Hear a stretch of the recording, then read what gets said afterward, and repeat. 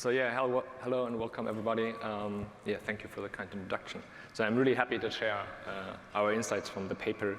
I'm presenting this on behalf of my amazing co-authors, Sarah Prange, Gabriel, Knoll, Felix, Dietz, Alexander de Luca, and Florian. And this work is part of the Google awarded project Revoke. So if we look at today's smartphones, they're stuffed with sensors to capture the environment, to create great user experiences, right? This includes cameras, microphones, locations, and motion sensors. Further access to user personal data like photos, calendars, payment information allow us to build exciting features into novel applications. But I think we can all agree that the access to this data needs to be protected. Mobile operating systems acknowledge this, and app developers need to request access to the data. However, managing the increasing amount of permissions can be difficult for the user.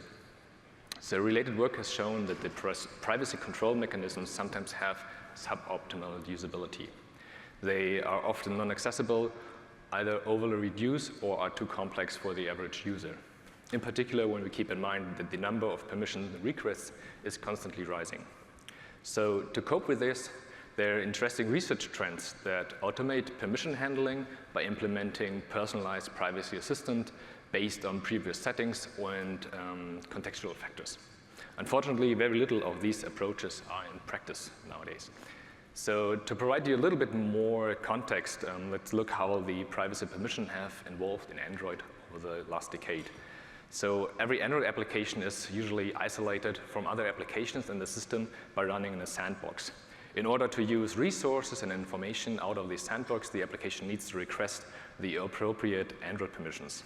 Prior Android 6 app permissions are granted during the installation, and the only way to revoke them is to uninstall the application. App developers decide what data to collect and how often, and are often requesting more permissions than actually necessary. While being recognized by the users, these install time permissions were rarely understood, limiting users in making informed privacy decisions regarding whether to install a certain app. So with Android 6, runtime permissions were introduced. Permissions are only requested when needed at the first time, providing the user with additional contextual information. This allows the user to decide whether a specific permission is necessary, and they were also able to revoke these decisions later. The contextual approach also benefits for the developers since the grant rates increased. From Android 11 on, one-time permissions let users give an application access to the device microphone, camera, and the location just for one time. Moreover, users who did not use an application for an extended period of time, the Android 11 auto-revokes all of the runtime permissions associated with this application. In both of these cases, the app can request the permission again the next time it is used. And today, with Android 12 and above, we have access to the privacy dashboard. This is like a single place that provides the user with a quick overview of which permissions are granted to which service or application.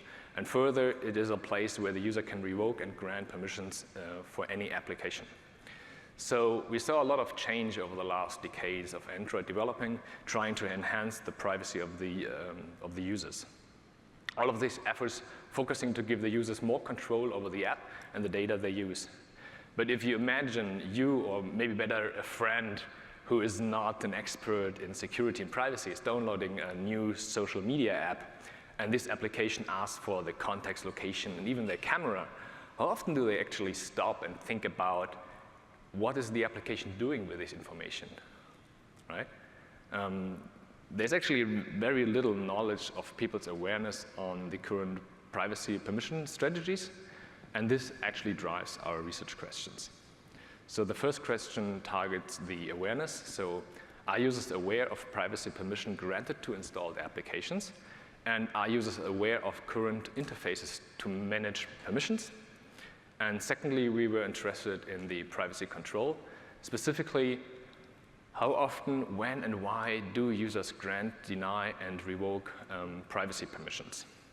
Answering these questions is valuable for enhancing existing or designing novel privacy permission management approaches that better support permission management. We addressed these questions with the first in situ field study, gathering user privacy permission behavior in an uncontrolled environment. To do so, we actually developed an Android application that we deployed to the study participants. It helped us to automatically and continuously gather the state of the privacy permissions of installed apps and send notifications for questionnaires and experience sampling to the user. In addition, the application continuously informed the participants about the status of the application in the study and provided additional information. In detail, we automatically logged during the installation process of our application the following information, like the device information, like the brand, the model, and the Android application, the Android version, all installed applications on this specific device with the corresponding permission settings. And then in a 2-hour interval throughout the study, our app scans the permission settings and logs any changes. This interval was set to keep the battery footprint low. Further, we did an initial, midterm, and final questionnaire to assess the user privacy perception. And finally, we utilized experience sampling. So we asked on a daily basis for up to 5 applications how the permission settings are to the user. And when the user updates their permissions, we actually asked them also why did they do the change. So for the procedure, it was like a 2-week field study. And on the first day, after they provided consent, the participant installed the application and filled the initial questionnaire. And this was followed by a 1-week experience sampling method where also the app on this 2-hour interval scanned the current permission setup. And at the beginning of the second week, we presented the midterm questionnaire to the participants, followed again by 1-week experience sampling. And then after the 2 weeks, the study ended with the final questionnaire and the debriefing. We recruited our participants from Prolific platform. We started with 300. They all went through the setup process. And then we had, unfortunately, some dropouts throughout the 2 weeks experience sampling period. And then later also we checked if the participants actually were active using our application and answered the questions. So we just filtered every participant who did less than 80% of the experience sampling questionnaires. And then after filtering missing data, some app crashes, and failed attention checks, we ended up with 132 valid data sets for the analysis. Looking at the demographic information, our participants were on average 26 years old and 65 identified as women. The majority of the participants used the Android 10 or above, so all participants had access to the permission manager, and the participants had between 15 and 202 applications installed on average. This was 99.4. From the questionnaire, we learned that almost all participants wished to be alerted if an application would request access to the camera, location, or microphone. This is also online in how they managed actually these permissions. From the midterm questionnaires, we also learned that the majority of the participants were aware of the fact that they can do post-hoc revocations of permissions, and most participants also mentioned that they have engaged with the permission manager before. So our data set includes lots of data with details on the installed applications, the permission settings, the usage time of the applications, and also includes like more than 1,000 experience sampling data points and 2,800 permission updates. So I'm unfortunately not showing the data in detail here, but I would like to present some of the key findings. So with regards to the awareness, we learned from the questionnaire that we sent daily to the participants how they actually set the permissions. So we sent them questions of the design of, does Instagram currently have access to the external storage, for example? And most of these were assessed correctly, but in many cases, the participant indicated that they do not actually know. To be more precise, the permissions that were actually granted, it was assessed correctly in 49% of the time. And for permissions that were not currently granted, this was assessed correctly only in 34% of the time. And what I really would like to stress here is the fact that in 21% of the cases, participants falsely believed that the permission was not granted, right? Even so it is granted, so the application had access to a certain sensor or external data, camera, microphone, and so on. Over the course of the 2 weeks, we actually logged 2,866 updates on privacy permissions, including 1,802 revocations. And most often, permissions were concerning the access to the external storage, location, camera, and the microphone. We also found that the updates were often conducted in chunks, so more than one application was affected in one update, or more than one permission for the same application was updated. From the experiment sampling, we learned also that the participants' reasoning behind the application updates, or the permission updates, sorry.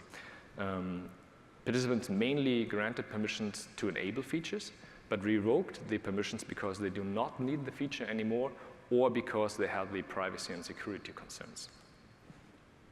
So given our data set, we learned that the awareness is alarmingly low, right? 21% of the permissions are unknowingly granted.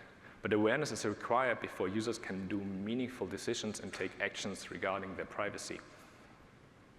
The number of installed apps is rather high. We have on average 99 installed apps on the phone, but there are many unused applications. So luckily, the auto revocation feature from Android 11 and above helps to revoke these permissions for unused apps. But this could lead to reoccurring requests and could be annoying to the user because they require informed decisions again the next time they open the app. Next, we saw that the revocations were mostly intentional. So most revocation target the location, camera, and microphone, yet we saw also that on frequently used apps, the revocation of permission was minimal. Here we see great potential for app usage-specific permissions. So imagine TikTok or Instagram. If you're just a person consuming content, it is not necessary that you grant permission to the camera or to the external storage, right? So users can also benefit from proactive support. They're in particular concerned with regards to the location, camera, and microphone, and they can benefit from indicating which permission is required for the essential features of an application. So if you imagine a voice calling application, for example, this requires access to the microphone, but does not necessarily need access to the context or the content, contexts or location. And finally, we saw this kind of bulk revocations. So we believe these are really opportune moments to take action and create this awareness. So future permission management systems could support the user in these moments to review their settings in detail and support them in making informed decisions. Overall, our findings help to understand the current use of privacy control mechanisms and can inform future enhancement in proactive mobile privacy control. So thank you for listening, and I'm happy to answer questions. And don't forget to review your privacy settings in the coffee break.